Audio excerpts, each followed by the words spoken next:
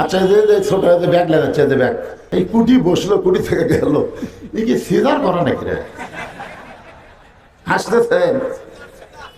যারা বউকে সিজার করাচ্ছেন ভাই, আপনাদের কি বিপদ পড়বে সামনে। আয় আয়, ডাক্তার করে দিছে, ডাক্তারের দোষ।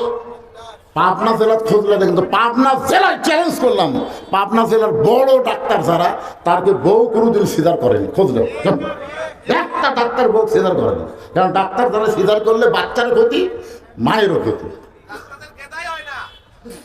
আরে গেদা হোক না গেদা হোক, যেটা হয় হোক।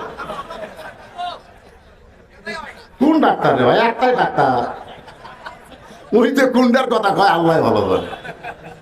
2 নম্বর হলো মৌলানার বাড়িতে কোনোদিন মিলাদ হয় না, খোঁজলে দেখেন। আপনাদের পাবনা জেলাতে একটা মৌলানার বাড়িতে মিলাদ হবে না, খোঁজলে দেখেন। ওরা পরের বাড়ি পড়াবি, নিজের বাড়িতে হবে না।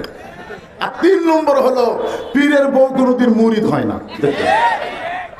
কারণ সব পীরের বউ জানে যে আমার পীর সাহেব 1 নম্বর লুচ্চা, মাঝে মধ্যে মুরিদের বইয়ের দিকে চোখ মারে, ওর হাতে মুরিদ কে হবে।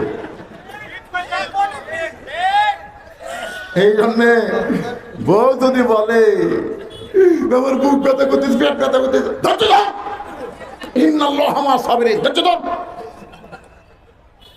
এই যে আপনি লাই দেন, ডাক্তার টাকা খাওয়ার জন্য আল্ট্রাসাউন্ড করে কয় ব্যাকা হয়ে আছে, আসলে ব্যাকা টাকা কিছুই না, বলবে পানি শুকে গেছে। এখন বাচ্চা হওয়ার 2 দিন আগে পেট কাটছে, দেখে ঘুমই ভাঙেনি।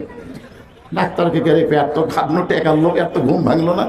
তখন মুরব্বী ডাক্তারের সাথে পরামর্শ করে কি করা হয়, আস্তে আস্তে বার করো, তোর একটা ঘুরে নি দাও, বার করে পাও ধরে, যেই ঘুরে নিতেছে ওই মাথার ঝাঁকিবে, কান্দে উঠছে।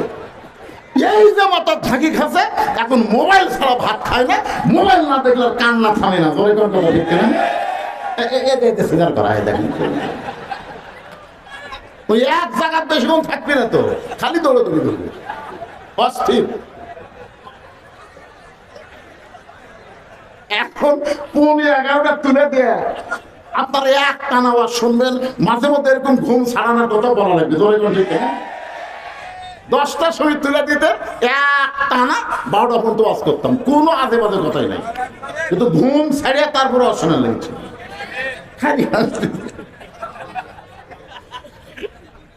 লিল্লাহে